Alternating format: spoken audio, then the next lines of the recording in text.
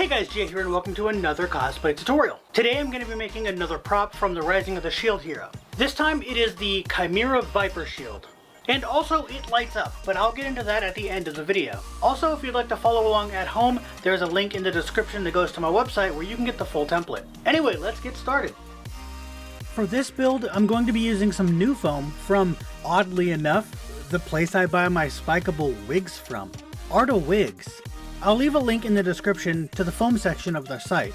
Also, I'll be using 10mm foam for the main build and 2mm for all the small details around the light up section. You can just buy 2mm foam from Walmart. You don't need more than the size of a piece of paper. So to make the base shape of the shield, I traced the pattern onto the foam and cut it out, keeping the hobby knife at 90 degrees. The straight edges of the pattern are angled in a way that if you cut them out with the knife at 90 degrees, it'll pull itself into the right shape on its own. With all 4 pieces cut out, I can glue them together. The best thing to use for foam to foam gluing is contact cement. Just remember that you need to wait for it to be almost dry. Only then will it stick together. And you only get one chance. I also like to use 2 coats, letting the first coat soak in and completely dry. Then I can stick the pieces together and make 2 halves of the shield, followed by gluing the 2 halves together. And here you can see what I mean by it pulls itself into the right shape on its own. Then I cut out the snake details from the pattern, which luckily it's its own pattern in the template files, making this part much easier for you guys, and then trace and cut them out. For the bottom half of the snakes, I mirrored the pattern to make one full-size piece, and the top half was the 2 pieces separated and glued together on the top center corner. And I also glued the top half to the bottom half. I used the Dremel to round off the snake details as best as I could. It isn't perfect and it's extremely time consuming. Just Dremel as much as you feel it needs to be. I checked to make sure the details sit on the base correctly, just in case. I don't want to get any further and realize that I need to redo this part. It ended up working out just fine though. I start making the 2 little diamond pieces that are on 2 of the shield's corners. I cut the edges that will be glued to other foam at around a 45-degree angle, and then the other edges at a much larger angle. I don't exactly know what the angle's degree is, so I'm sorry. After gluing the diamonds into shape, I need to figure out how much of the edge detail to cut away so that these can fit in. You will also need to do this, it's not indicated on the pattern. Then I mark and cut the area out of both corners that need them. Now I have to make a hole where the light is going to be coming through. I'm going to do the exact same thing as the last Naofumi shield and use half of a DIY ornament. I trace it onto the shield and then make a second smaller circle, and this will be what I cut out. I only want it to come partially through the foam from behind. After cutting out the circle, I Dremel the back into an angle so that it's wider in the back than the front, so it's kind of like a small funnel. This allows the ornament to sit nicely in place, and I can hot glue it from the back. For the small details around the light up area, I freehand draw them on 2mm foam and cut them out. To glue them on, I simply used super glue, but contact cement and hot glue would also work. Then for the strip that goes around the dome that houses the light, I just used a pencil bin thingy from the dollar store, but any circular object that's close enough will work, and traced it out and made a ring that's about an inch thick. Then glued it onto the ornament with super glue and cut off the excess foam. Now the final gluing for the front side, putting the snake detail on the base. I trace where it needs to go and then make sure I only put the contact cement there and glue it on. Be careful not to stretch it. If you do, it could turn out uneven. I also glued the diamond pieces on at this point. Since this is for my friend who I made the previous shield for, he wanted to just use the light setup from that shield since it's removable. I had him come over and I traced the corners of the light fixture onto the back of this shield. That way I can make corner pieces for it to fit into and glue them on. Then I Dremeled the sides of the shield so that everything was flush all the way around.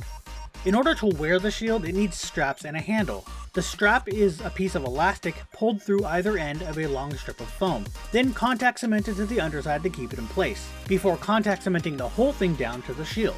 Then the handle is a small PVC pipe glued into 3 layers of foam, which also have a smaller piece on the bottom to make the bottom faces that are going to be glued have a larger surface area for a better hold. On each side, the outer layer of foam is a solid piece, while the 2 inner layers have holes cut in each of them so the pipe can fit inside. The foam is contact cemented together, while the pipe is super glued into the holes. Then the base of the foam pieces are contact cemented to the shield. However, there are many other methods to make a handle, so you can just do whatever you want. I also used super glue around the handle and strap for a stronger hold. And finally onto painting. I used painter's tape to mask off the ornament on the front of the shield, and then on the back, I didn't film it, but I needed to cut out a ring that sits around the opening, which is going to help to direct the light. And I used the cutout from the center and some tape to plug the hole so I don't get anything in there by accident. Then I taped some paper around the strap and handle. I didn't film this part, but I used black plastic dip as a sealer and then used some emerald green spray paint over the entire front of the shield. Then after it dried, I masked off the areas that needed to stay green.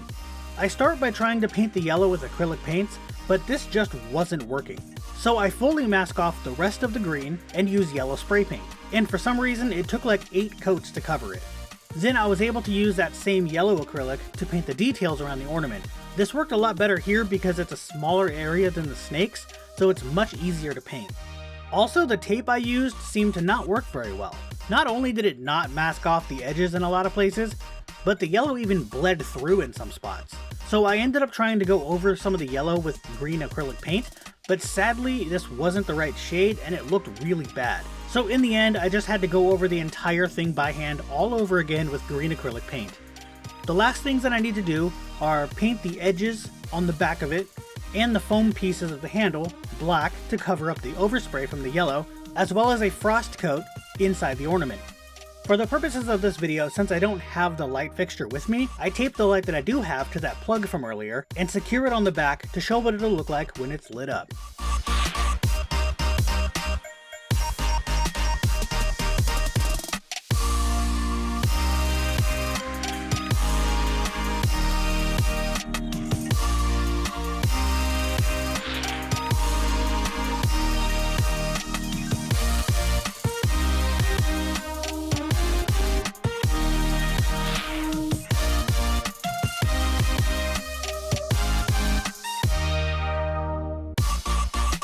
Alright, so that's the Chimera Viper shield from the Rising of the Shield Hero. Now, like I said, it does light up, but it can't light up correctly at this very moment because there's no actual piece for the light to sit in. If you'd like to know how I did the one that's going to be going on the back of this, that was made when I did the default shield. This is a commission for the same person, which is my friend Hardy. So I made him the default shield already that had one of these lights. I got 2 in a pack. So I just have the second one, which is good because that means I can test this for all of the shields and he can just reuse his own light. But because of that, I'm not doing that in the tutorial, so you'll have to go watch that. But basically what it is it's a square of foam with a circle cut out and this Gorilla glued into it. And then it just rests on these bracers that are inside. The way it works is when the shield is on, it rests in between the arm and the back of the shield.